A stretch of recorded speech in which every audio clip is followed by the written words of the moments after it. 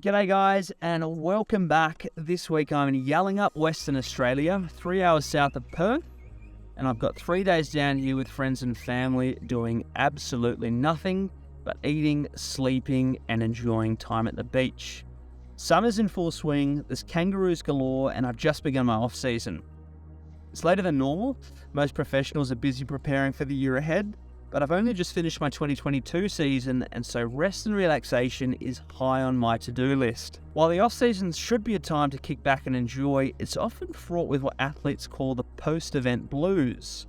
In a nutshell, post-event blues is that feeling you get after you achieve a goal, where you feel without purpose and at times guilty for actually enjoying the downtime and being normal again.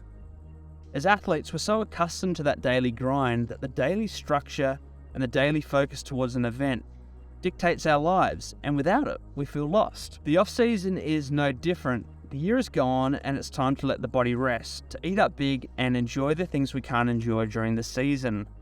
The last thing we want or need is that sense of feeling guilty or down when in fact we've actually earned the time to relax and recover. I've struggled with the post-event blues a lot over the past couple of years. When I broke the 7-day world record, it was probably the worst I've experienced, and so I decided that I needed to do something about it, and I put in place a framework that would allow me to overcome this in future years. When I rode the Tour de France in 10 days back in 2021, I applied what I'd learned in 2020, and to great surprise, the post-event blues almost didn't exist. There were still some moments, but again, I adjusted my strategy to try and eradicate it altogether.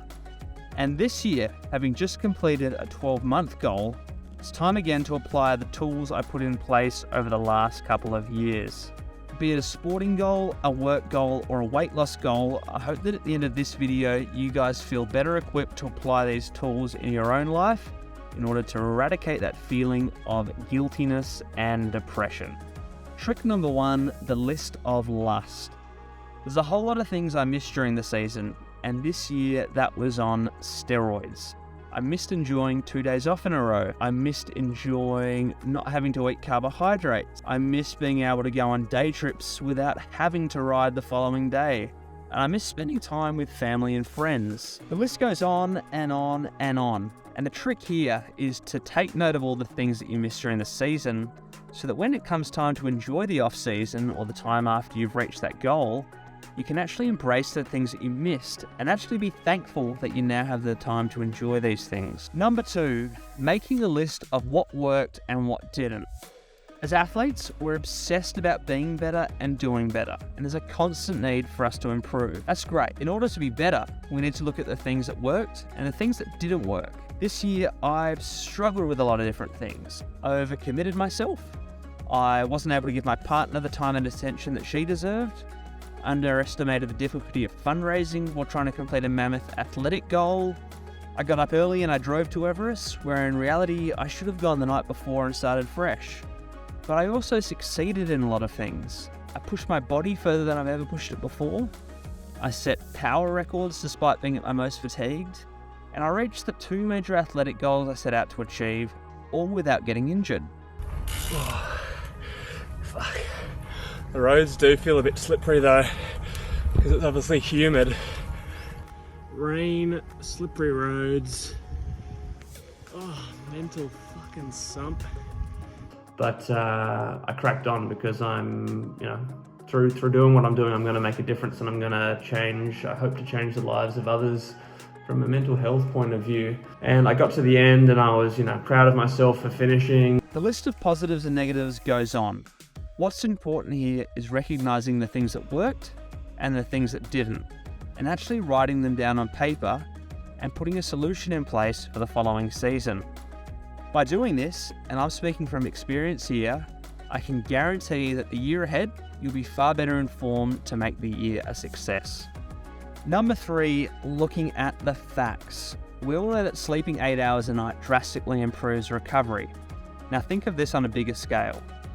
At the end of a season or at the end of an event goal, our bodies are tired, our bodies are stressed, and they're craving that sense of being able to relax. If 8 hours of sleep a night helps on a daily basis, imagine what 4 weeks of rest can do at the end of a long season. I've had a crazy year, so in looking to rest and recover for what's ahead, I'm now taking a full month off the bike, no riding whatsoever. And aside from the reflection of the previous year and the things that I did well and I didn't do so well, I won't think of bikes. But why?